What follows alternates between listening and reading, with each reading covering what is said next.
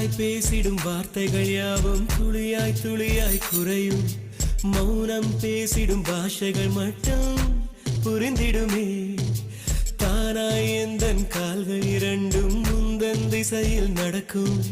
தூரம் நேரம் காலம் எல்லாம் சுருங்கிடுமே.